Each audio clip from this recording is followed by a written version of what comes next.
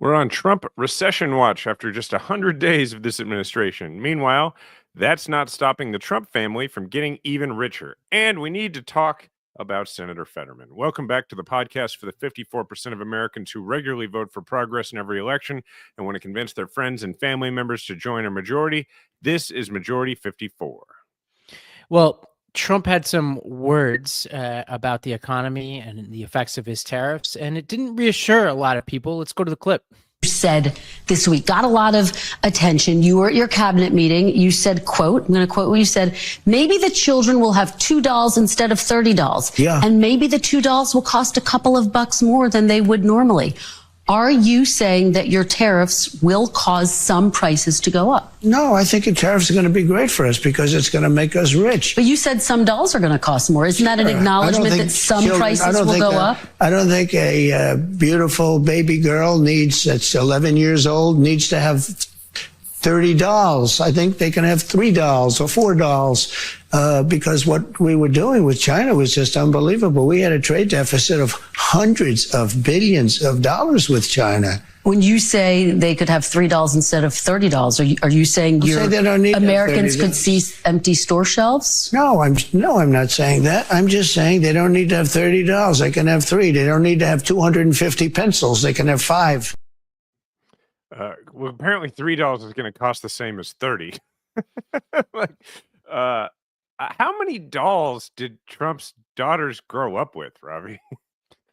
There's a version of this that would make sense, right? Like if you listen to it, the common sense person out there is like, can look at what Trump is saying and be like, yeah, we don't need all this stuff. I believe we don't need all this quote unquote stuff. I've been saying it forever. People have been doing monologues like Bill Maher on this kind of stuff forever, divorced from the tariff argument. The problem is that he is one of the most conspicuous consumers in the history of mankind. The guy has a golden toilet and a plane with his name on it. And he also ran for president on this idea that any increase in your prices is the most devastating economic act a president can preside over, even though during Biden's later term, the U.S. was outperforming every OECD country in terms of inflation, in terms of GDP, and in terms of employment. So he conditioned the electorate to view any blip in that as this major inconvenience, including price increases. And now he's kind of stuck making this weird economic nationalism argument against China, but he's not exactly clear on it. Yeah, well, I just love the idea that Donald Trump is trying to talk to us about belt tightening. Yes. Right? Like, it's just because you're right. There is a conversation to be had in this country about consumerism and having, I do feel like there is a Tyler Durden in Fight Club somewhere inside me making the case that we have too much stuff and that we think that we're going to be happy when we get this stuff. And I'm certainly guilty of that. I have a real problem with buying t-shirts. I'm always grateful that my addiction to buying things is t-shirts because it could be a lot worse. But I don't think he's the guy to explain that to us. And also, as we will get to in our next segment, he's asking us to tighten our belts while he and his family seem to be doing quite well. Well, there's a direct line between why they're doing well and the tariff policy, but we'll get there. The Treasury Secretary got quite defensive talking about this. The other thing, too, is this reporter behind me was quite snarky the other day when President Trump talked about the girl having 2 dolls. And he said, well, what?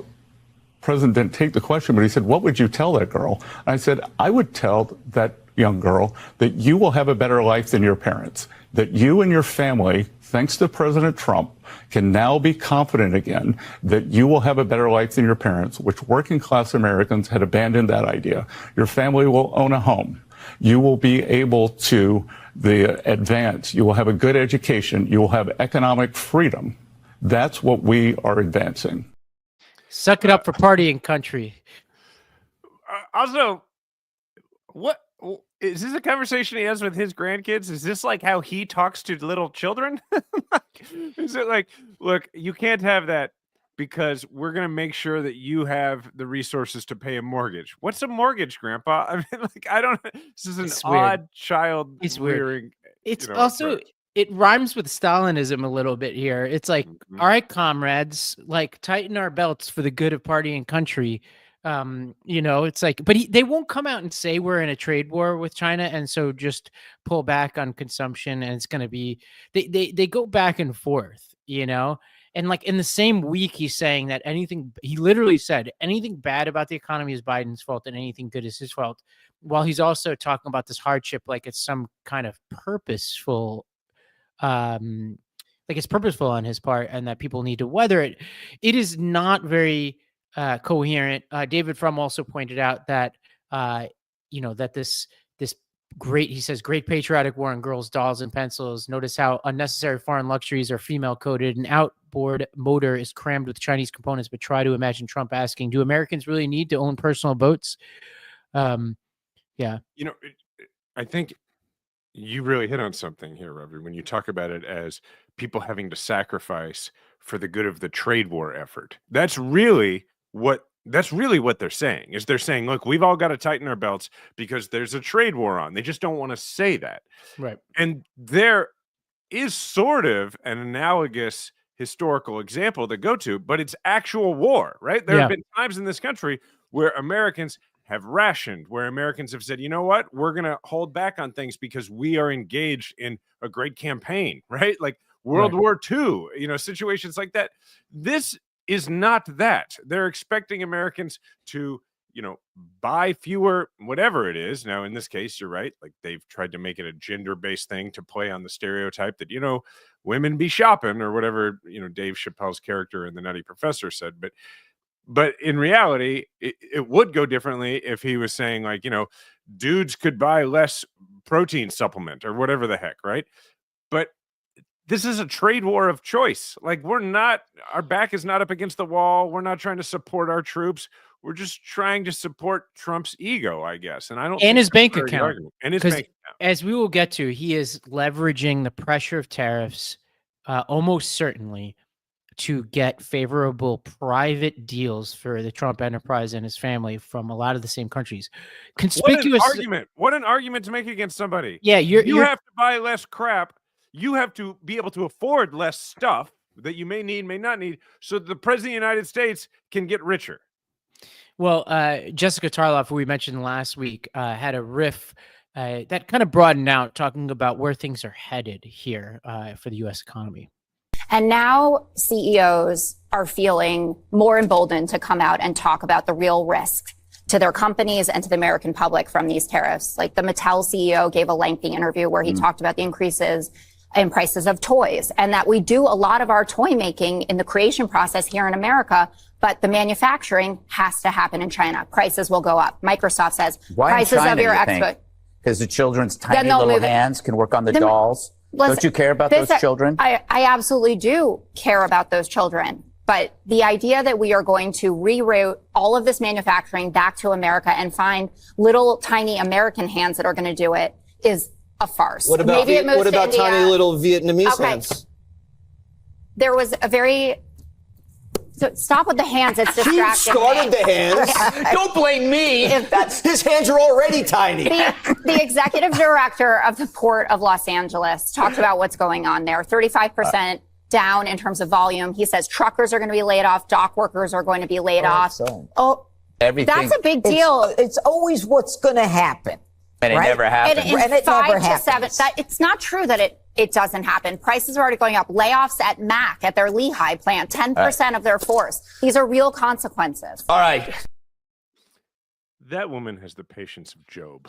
I'm tired just watching that, honestly. I understand the shtick now. She's the serious one, and they're like laughing, and everything's funny to them. They sound like you're like your friends who sit around and talk when there's no camera on. That's like the secret to that show is we're going to pretend there's no camera. We're going to be as abhorrent as we would be so that you feel like you're hanging out with your friends.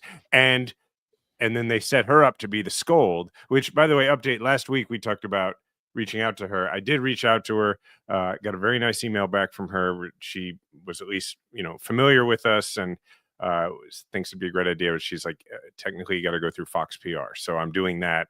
And but she did express some interest in coming on the show because I told her we talk about her a lot in a good way. Well, yes, that's awesome. Yeah, I also heard from some people who knew her, said good things. It reminds me of, there's like a supercut of the NFL morning shows where all they do is laugh at nothing. And that's what these guys are doing. But we don't need to dissect that too much. One thing that here's a prediction that some of the things she's talking about are going to happen, and then they're going to come up with a reason not to acknowledge them. The Wall Street Journal has a long article about shipping data.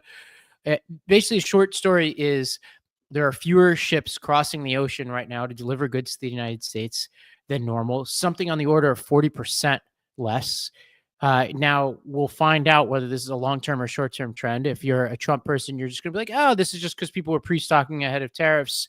But if we're being honest, nobody really knows. But it certainly is not a good month-over-month trend. And then they talk about other long-term trends as it relates to shipping and ports, including stock prices of shipping companies involved in transportation, whether trucking companies, shipping companies, et cetera, ports companies, all down as of today. Well, let's focus on something that was said in that clip, and you alluded to it, where the two meatheads said it's always something that's going to happen. It's never something that has happened, right?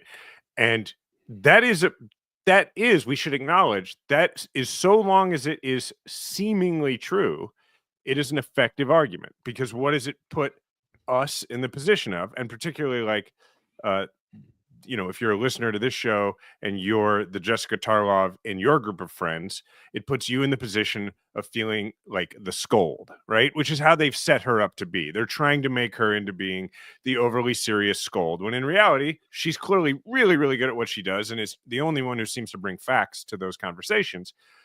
But so I think it is important to recognize that is an argument that is going to continue to be available to them for a while. But as we find out and are reminded by Kai Ryssdal every single time that there's a new jobs report, is that these things, as you just alluded to, track roughly 3 months behind, right? That's how it works. Like the one we just got, 6 weeks to 12 weeks behind. The one we just got is for the period ending in March, I think, right? So the point is, Democrats, just because all of the effects haven't been felt in everybody's daily lives yet, the indicators are all there, what you just talked about. All the signs are there. So don't stop talking about this, so that when it inevitably does start to be felt by people, it will be clear that we had been talking about it all along. And the model for this, I have to admit, is the way the Republicans talked about inflation in the last election cycle. They started talking. Now, we could have a whole separate conversation about whose fault it was that inflation occurred and what things should or should not have been done. I'm not even talking about that right now.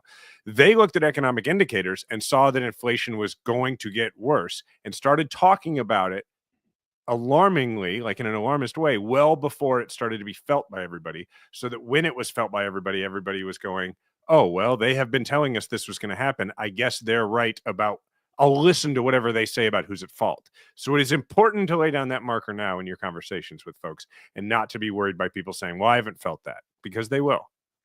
Well, one other thing that's rather confusing about this whole affair with tariffs is just what the Trump administration is trying to do. Like, what does success look like?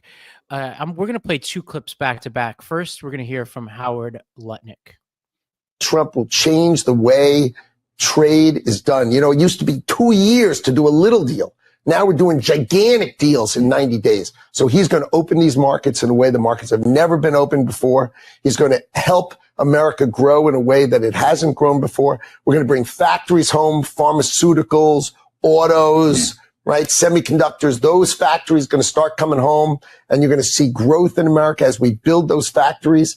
And I'm telling you, this feels really, really good.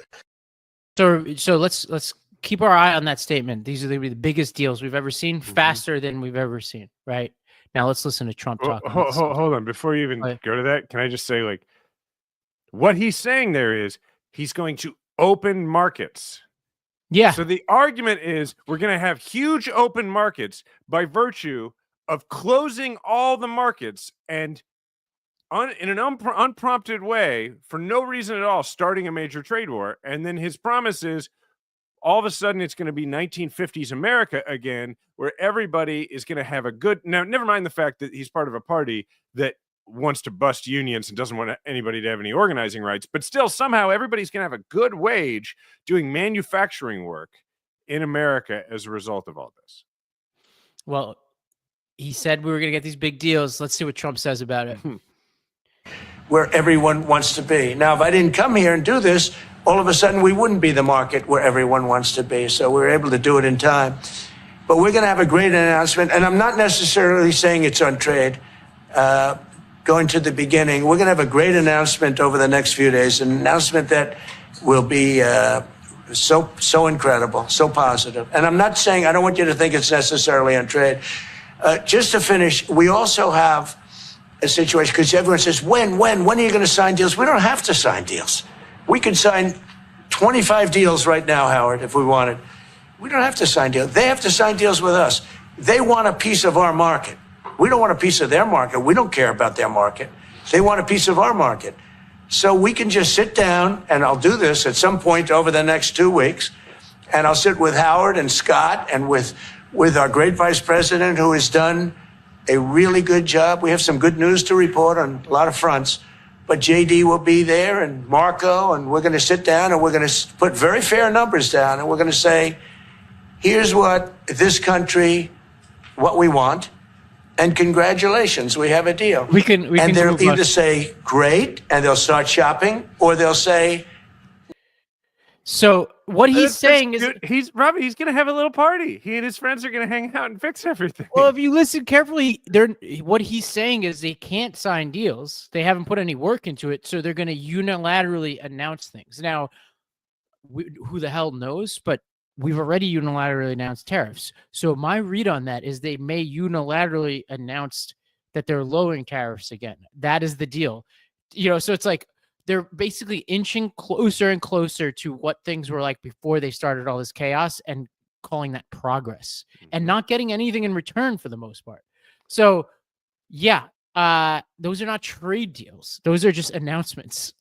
Ravi, if you set a fire and then put that fire out, you are not a firefighter, you are an arsonist. So that's what we're dealing with. What is the saying? Like the kid who kills his parents and then pleads for mercy because he's an orphan. That's right, perfect. That's what we're dealing with here. Scott Bessent, we'll do one last clip here on the economy. Had an interesting framing of this. This is a real emperor has no clothes moment.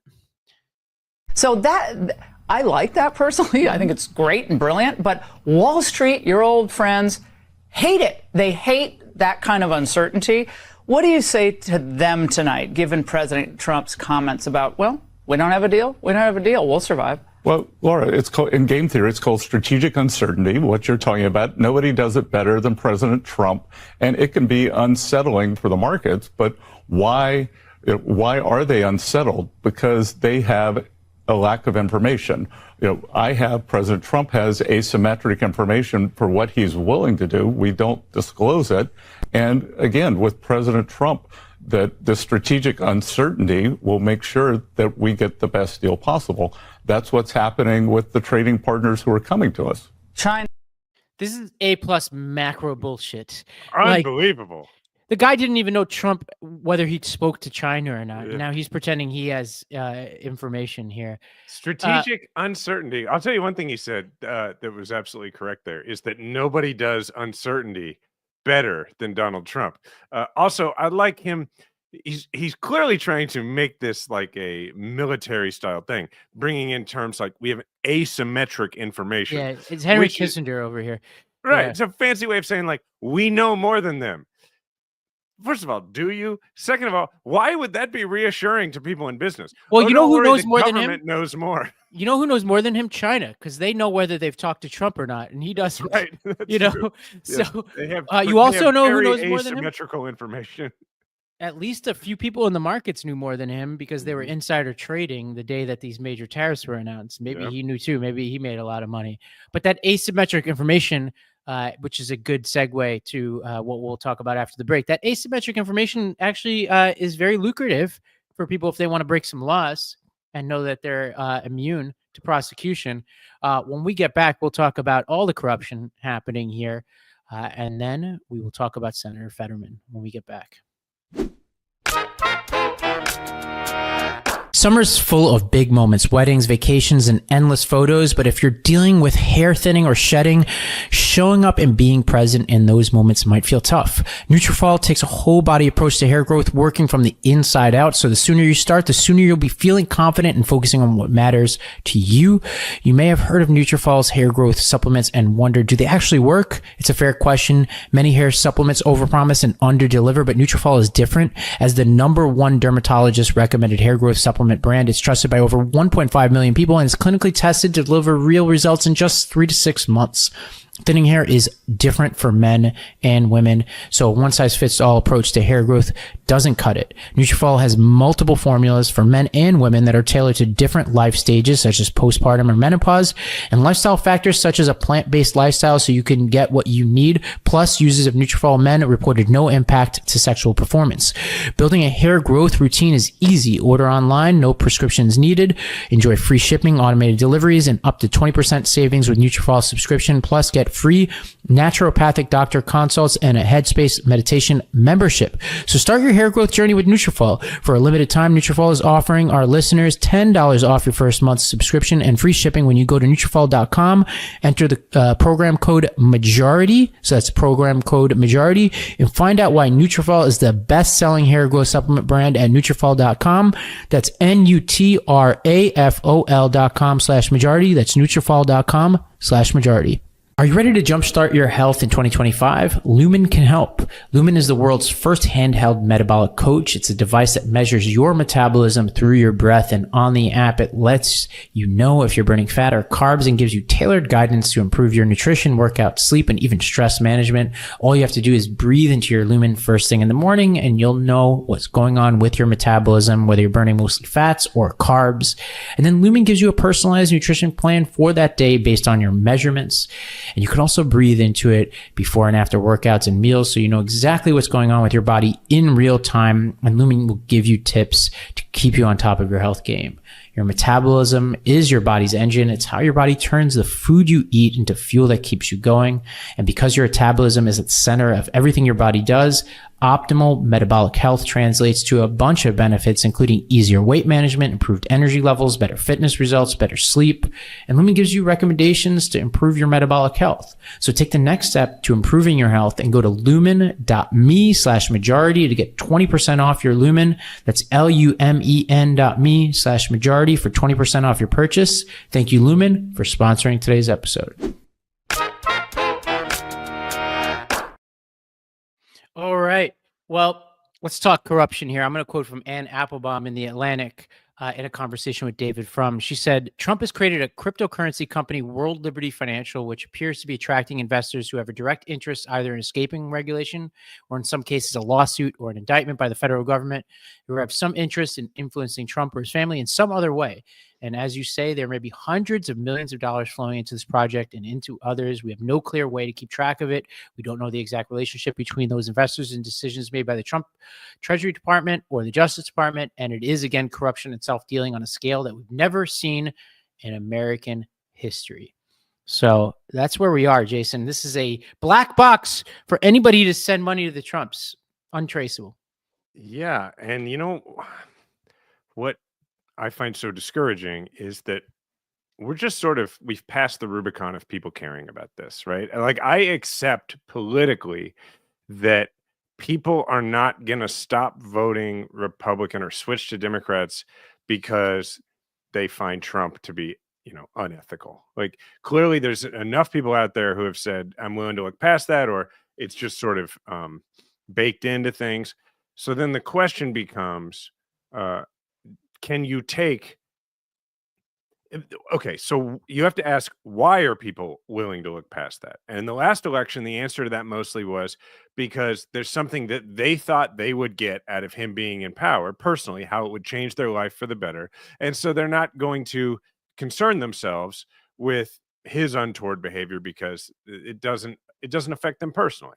Okay, so then you have to ask yourself, as we were sort of alluding to in the first segment, is this a different argument when it is affecting them personally, right? Like when behavior like this ties directly to why they're not doing better from an economic standpoint. Does that make sense, what I'm saying? Totally. Well, what we were talking about in the previous segment is the way this enters the bloodstream. If people feel like he's chaotic and doing nonsensical economic policy, and then they realize that he's leveraging the threat of those policies to get favorable private deals, but not cutting great deals for the country. So, and that's coinciding with a recession, stagflation, which is a real possibility here. Then people will get mad. Now, this is just one of many things that's going on here, and it's pretty serious. The State Democracy Defenders Action Group estimates that crypto holdings now represent nearly 40% of Trump's net worth, or approximately $2.9 billion. So this is real corruption here. Somebody pointed out that it was small ball corruption in the first administration, talking about orders of millions of dollars in the first administration. And now we're talking about billions of dollars, and we're only 100 days in. This guy could have massed, it's widely speculated that Putin may be one of the richest people on earth because of his kleptocracy, and nobody really knows what he really owns. I think Trump might be using that as a model here. And politically, what we have to be aware of is that we cannot assume that people will care if they don't feel victimized. And I will give you an example of sort of how I learned this. It's kind of a funny story. In my campaign for Senate, I can remember giving a speech at an iodine factory, and all the employees were sort of circled up, and the people who owned the factory were supporters of mine, and so they got all the workers together, and I was just addressing them, and I was making an argument that I figured would absolutely resonate with people, who worked for a living, and my argument was about increasing the minimum wage, and part of it was I was saying my opponent had voted to increase his own pay a bunch of times, but had also, voted not to increase the minimum wage. And then I pointed out that when I was in the legislature, I had voted against my own pay increase. And I thought this is a great winning argument. And this fellow raises his hand and he's like, "Let me get this straight. You voted not to raise your own pay?" And I was like, "Yeah." And he said, "And you think that the guy you're running against is a bad guy because he voted to increase his own pay?" And I was like, "Well, I think as long as you're not getting a pay increase, us in elected office shouldn't." And he said, "Man, I don't think I can vote for somebody who's too dumb to understand that if you get the chance to raise your own pay, you do it." And I had no response because I was like, he had me. Now, I didn't agree with him, but his logic wasn't altogether unsound. And the point in that is that if it were truly 1-to-1, that, an elected official getting to raise their own pay literally came out of the pocket of that guy, he'd have a completely different opinion. But from his point of view, he's like, "Well, I want my pay to go up. I'm sure that guy wants his pay to go up. If you get a chance to have your pay go up, you take it." It is informative in this moment as to why it has to be a 1-for-1, as to why we have to make the case that Elon Musk is screwing all of us and getting richer because of the way he's screwing us, that Trump is screwing all of us and getting richer because of the way he's screwing us. And you cannot stop at, look, he's abusing power to get richer. They probably thought he was going to do that. So it has to go deeper than that. Well, there's a lot more happening here, Jason. If you just are tallying the daily corruption that we see from the Trump administration, they've been violating the emoluments clause blatantly. The Saudis, for instance, attending his golf tournament, they've gutted the Foreign Corrupt Practices Act, the Corporate Transparency Act, which forces owners of shell companies and anonymous properties to register their names. That latter is important because if someone buys an apartment in a Trump building, the Corporate Transparency Act would make sure that their shell company has to disclose their owner, but not so much anymore. They obviously are flouting any conflicts of interest. Elon Musk was sicking Doge on agencies that regulate him. They fired the inspectors general in their agencies. So this is unprecedented. This also comes at a time as Trump is sending his kids around the country, as I alluded to negotiate foreign business deals. Judd Lagoon pointed out since January, the Trump administration has announced new multi-billion-dollar development deals in the UAE, Qatar, India, Vietnam, None in the U.S. In Qatar, the Trump administration is partnering directly with the government. This violates Trump's own, I'm quoting from Jed Lugum, if that violates Trump's own weak ethics agreement he released before returning to the White House. Eric Trump has been on a tour of the Middle East, striking deals with the sovereign wealth funds of foreign governments. Conspicuously, the trip comes just before President Trump was scheduled to visit the region. So Vietnam is conspicuous there too, because they are panicking over the tariffs. It's decimating their country. And so, yeah, that is notable that they're cutting a side deal with the Trump organization. Okay, so let's draw this out, right? What was the argument for which they had no evidence, but what was the argument that the Republicans and Trump made about Biden and his son regarding Burisma, right? That which, you know, the energy company. It was that he's going around the world and he is doing his own private business deals, and he's able to get into those rooms and he's able to get people to do business with him because of the fact that his father was the vice president of the United States at the time. That's literally, like, even at its best, that's pretty much the whole argument, is that these other companies and countries around the world were willing to do a deal out of the hope, no promise, but the hope of getting some sort of favorable treatment, right? Now, which was never proven, but now the Trump family is going around the world and is making business deals and making what are really trade deals at a time when the Trump administration is very outwardly saying we are in a trade war with the whole world, and we are actively looking for who is going to be carved out of this and who's going to be treated well. Like, we're starting with the presumption that everybody is the bad guy, but if you call us and you make a good deal with the United States, we will give you treatment that the other countries won't get. Like, it's pretty obvious what the specter is that hangs over all of these business conversations that the Trump family is having. Well, it's countries and it's businesses and private individuals. So countries for obvious reasons, for policies like tariffs, businesses because also of tariffs and other regulations or indictments. So Igor Bobich tweeted that the Huffington Post reported that an international trucking logistics firm is buying as much as $20 million worth of President Trump's crypto coins to influence the administration's trade policy. And then you have indicted individuals, like including some of the people in crypto, but not just in crypto.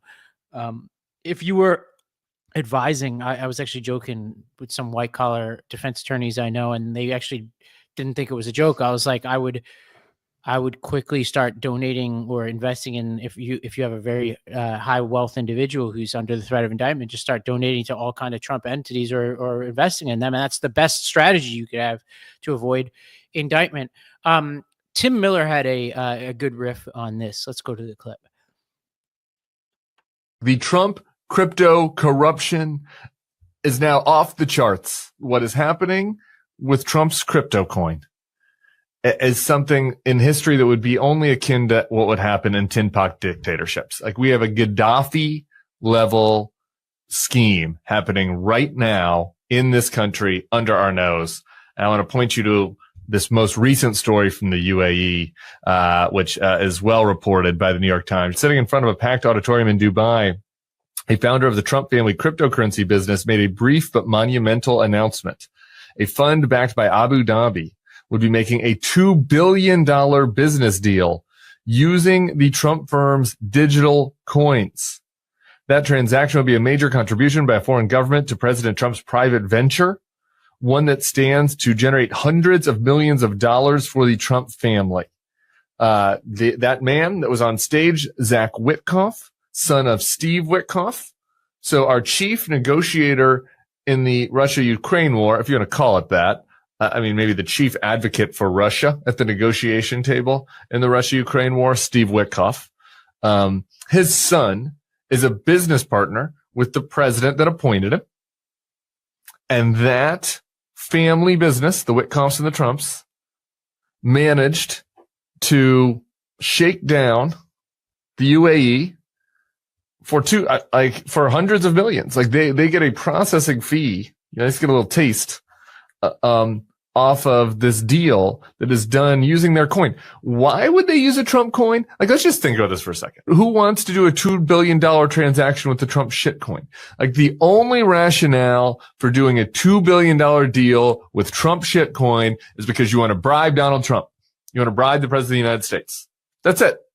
It's the only possible rationale. There's no logical rationale for it. It makes no sense in any other context. So we have a bribery scheme happening with Abu Dhabi and the Trump family. Plain sight, Jason.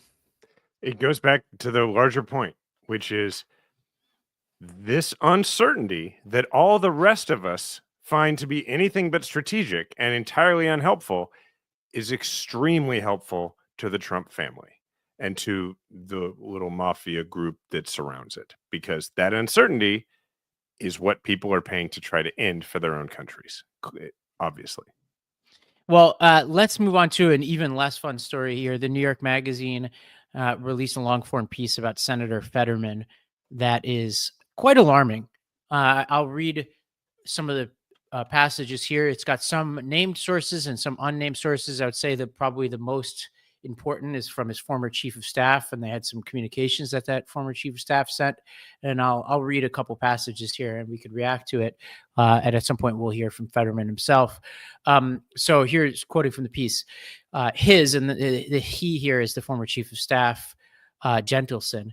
His 1,600-word email came with the subject line concerns, and it contained a list of them, from the seemingly mundane, he eats fast food multiple times a day, to the scary. We do not know if he's taking his meds, and his behavior frequently suggests he is not. We often see the kind of warning signs we discussed. Gentleson wrote conspiratorial thinking, megalomania. For example, he claims to be the most knowledgeable source on Israel and Gaza around, but his sources are just what he reads in the news. He declines most briefings and never reads memos. High highs and low lows, long rambling, repetitive, and self-centered monologues, lying in ways that are painful, awkward, obvious to everyone in the room. Another passage read, Fetterman was, according to Gentleson, avoiding the regular checkups advised by his doctor. He was preoccupied by X, which he previously admitted had been a major accelerant to his depression. He drove so recklessly in his car. Gentleson said that staff refused to ride with him. He also bought a gun. And then there's some alarming stuff there. They also talk about how he was advised not to drive himself home from the airport when he came back from Bill Maher. And ignored his staff and hit a woman and nearly killed her. And there's way, way more in here. If you go through the internet, there's some really bad videos of him, including one where he's dressing down a flight attendant who asked him to put his seatbelt on. This is alarming, Jason.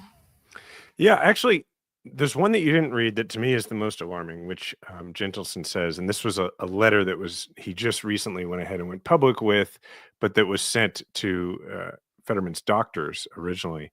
And Gentleson had said to Ben Terris, who wrote the article, that he still really believes in Fetterman and that he hopes that, Fetterman, was hoping Fetterman was going to address these things on his own, but that's not happening. And that's why he's decided to go public. And in this letter to the doctor, one of the things Gentleson said was, every person who was supposed to help him stay on his recovery plan has been pushed out. And that to me is the biggest red flag, just as somebody who's, like a lot of us had experience with people who were in sort of a spiral or who had gone through recovery and then had sort of relapsed. That is the most concerning thing to me. I guess probably let's stop and hear from Fetterman and then talk about what we think about all this. A one-source hit piece and some anonymous sources, so there's nothing new. Why? Why do you think it is? What would be the purpose? Well, what would you say, Senator, to people that are concerned about you and concerned about your health? They're not. They're actually not concerned. It's a hit piece. So, why do you think he was a hit piece? There's no news. There's no news, so please, I think we can all agree. Are you confident in your ability to serve out your term?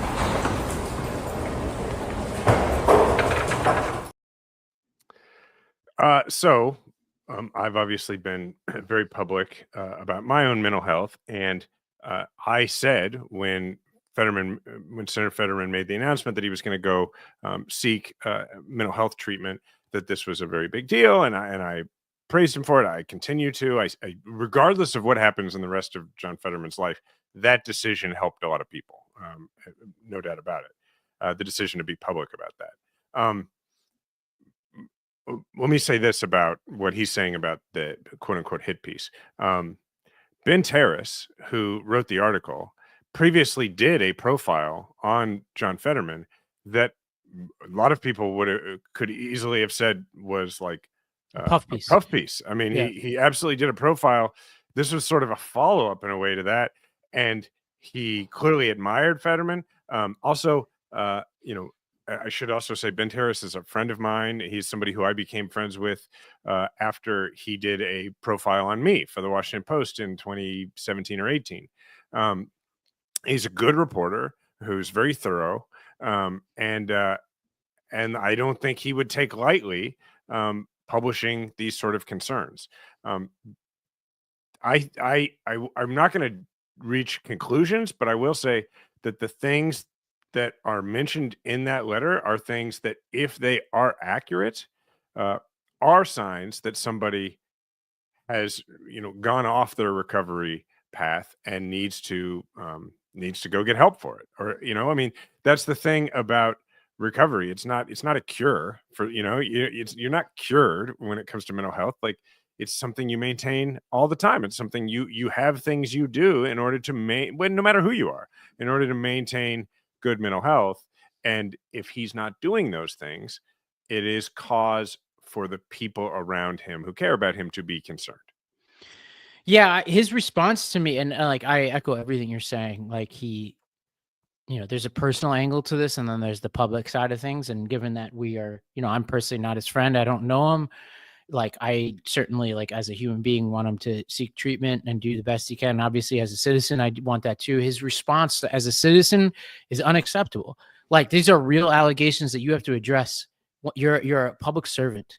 And we're going to need a little bit more from you when you're former chief of staff. You know, you think about if this is a Republican, how we'd be treating this. Yeah. You know, it's like you're it's your former chief of staff. It's real behavior, real incidents. The car accident did happen, right? There are real unanswered questions here. And I think if they are substantiated, and I have to assume that they are true unless he gives us a good explanation. So if he's going to be defensive, the assumption is going to be that the reporting is correct. So, and unless he clears some of this stuff up, I think we need to have a gentle conversation about if Al Franken can't serve in the Senate, like Fetterman certainly can't. And it's a tough conclusion to come to, because that means that you get a Connor Lamb or somebody for the rest of the year. But then in the next statewide election, which I would imagine is this fall, you would have to go through an election again. I would be confident that Democrats could do well in this climate in that election, but it is a risk. But I also think keeping him in this seat is a risk, because if you read the whole piece, what you will see, and I've noticed this, is a guy who's not currently predictable right now. And he also could get defensive by the very nature of these conversations and flip to independent, or even worse, because he is not like completely in command of himself. So having this guy, even for strictly partisan reasons, is a risk. But if you just take yourself out of the partisanship of it and just say, like, should we have public servants who fit this profile and can't explain these accusations credibly that are coming from real people who work around him by real journalists, then this is an old-fashioned Washington scandal that needs some quick resolution. Yeah, and look, I'm not a doctor, but it is not solely a question of mental health, right? I mean, the mental health treatment that he took advantage of, rightfully, came at least partially as a result to an injury to his brain. He had a stroke, and you don't have to be a doctor to know that there's plenty of evidence out there, plenty of scientific research that shows that strokes can change the way a person's brain works. There's nothing that says that somebody like him can't fully recover from that, and in many respects he has, but it means that you have to take steps and take precautions that you probably didn't have to take prior to that injury to your brain. No different than a traumatic brain injury or you know, a trauma that didn't have to do with a physical injury. There are things you have to do. Yeah, and you put on your partisan hat for a second and say, this guy is the one that they send to Rogan, Bill Maher. He's like a very prominent, quote unquote, blue collar. I mean, we could examine what that means in this context. Member of the Democratic Party who's supposed to be like a major voice for the party. It is a tremendous risk putting this guy out there, and he should not be putting himself out there. We shouldn't be putting him out there. So this is real. Kirsten Sinema, who's no longer a senator, wrote despicable hit piece on John Fetterman. I wish I was surprised anyone would publish an obvious vendetta regarding the man's medical journey. What a weird medical stalker. To the former staffer, my advice to you is do what your parents did. Get a job, sir. Nate Silver replied, I don't care about the Fetterman thing. I just think it's a bit rich to tell staffers who face undoubtedly negative career consequences for telling the truth to get a job when you became a lobbyist because you were going to get fired by the voters. So right on, man. Just nothing needs to be added to what Nate Silver said. Well, that's all I got on this. If Fetterman did resign, which I don't anticipate, the governor would pick his replacement. As I said, then Democrats, Republicans will go at it in the next statewide election. And again, I think we would do well in that election. And I think we could win that election. We shouldn't be afraid of that. I think there's a lot to fear by keeping him in this seat if there's not a obvious and simple explanation for the litany of things that are laid out in this New York Magazine profile. Yeah, my hope is that Senator Fetterman does one of two things. One, directly addresses everything that's said and assuages any concerns by addressing those things in detail. Or two, goes ahead and says, yeah, you know what? I need to go ahead and address this, and I'm going to go address it, which to me would not immediately necessitate him resigning or not running for re-election. Because if you say, yeah, you know what? This is something I've not done a good job of maintenance on my own mental health or on checkups with doctors and that kind of thing, and now I'm going to, like, that would be great. But what I would also say to, for instance, our listeners who live in Pennsylvania and are having this debate with people in their lives, you're going to lose a lot of credibility if you just completely act like there's no reason to be concerned about this at all. Like you're going to lose credibility completely. You have to say what I just said, which is I hope he does one of these two things, but it doesn't change my opinion on, Democrats being right about stuff.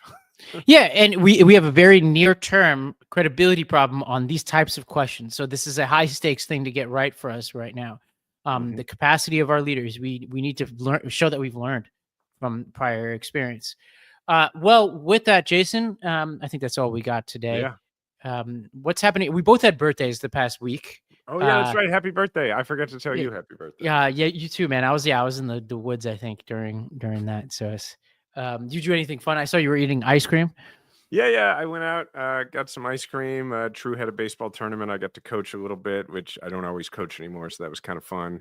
And just got to go see my folks and my brother, and so it was a great laid back day. I think the funny kind of thing going on for us is Bella is 4, will be 5 at the end of the summer, and so our daughter has been just like the perfect second child in so many ways. She's just compared to True's great. Obviously, my 11-year-old son is awesome in a million different ways, but when he was 4 years old, he was kind of tough. Not the toughest, but kind of tough. And Bella has been the opposite. And in the last few weeks, she's just like decided, no, I don't think I'm going to do the things that you want me to do. And I heard her in the car the other day. Yes, you did. Yeah. And we're just like, what happened? And, we've been looking it up, and apparently she's right at the age where the brain makes this big jump and kids start to test boundaries. And man, it is just like this morning, she was like, no, I'm wearing this ridiculous costume to school. And Diana's like, you can't wear that. And that was 30 minutes of our morning. And so, we're going through that right now. It's a good problem to have. Strategic uncertainty is what she's injecting into your household. 100%. Yeah. She has asymmetric information. Only she knows what she's going to do next. It is powerful. I had a pretty low key. I was out in this that fitness camp just in the woods, so I did a little celebration there. So back in New York now. When you did that, like, what is every day like at a fitness camp? Yeah, you do these like modules where it's like you'll do 2 hours on squats or you'll do 2 hours on pull-ups and muscle-ups. So you have these people who are like experts in their field. Like I did a rowing 2-hour seminar with like a member of the South African Olympic rowing team. So it's like you have these big time experts, and then you kind of like learn what they're doing, but then you also do the exercise. I also tried pickleball for the first time, which is something I've been avoiding. And it's as fun as I worried it would be. I'm not Yeah, saying you've been avoiding it because you're a tennis player. My wife Yeah. has mostly avoided it for the same reason. Yeah, I definitely like see the appeal to it. I'm trying not to make it a habit. It was fun during that week, but it was I get fun. it. I'm a baseball player, and I refuse to. When people are like, "Hey, will you want to come play with my softball team?" I'm like, "No, I don't play softball. I play baseball," and it's absolutely an ego thing for me. Well, there's also like, I learn doing these types of things. I learn a lot just about our show and our politics and stuff, because the people who run the camp actually listen to our show. Like I went back in 2019, and Sadie, who I went to that camp, who runs it with her husband Dave, who's a former Olympic gymnast, and she's a former like Cirque du Soleil style performer. She started listening to the show after I went back then. I didn't know anybody at the camp then, and this is the first time I've been back since 2019. And so there are some people who are like, oh, they like, she's like recommended to a bunch of people. There's some people who know the show there and are Democrats, and they'll kind of find me off to the side, and they're like, oh yeah, I like your That's show. how it always is. They have to whisper it.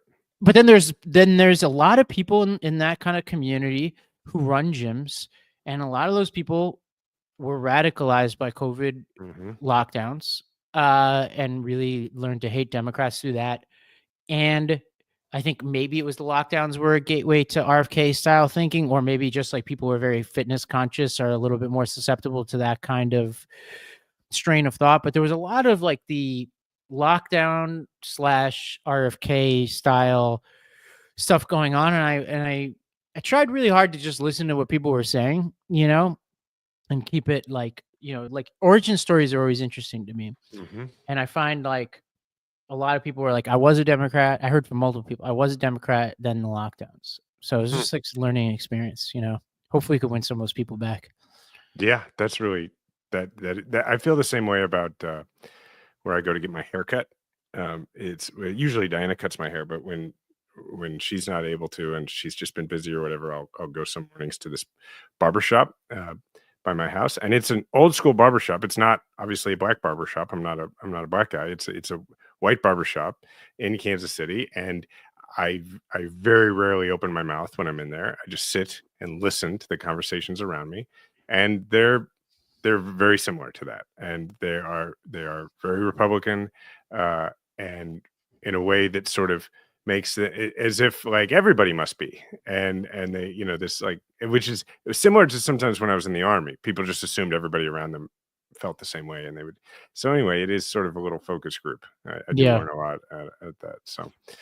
All right. And I do sometimes, I just for listeners right now who are like, you're telling us to open our mouth and talk to people. I do sometimes open my mouth, but I tend to treat that place more as research.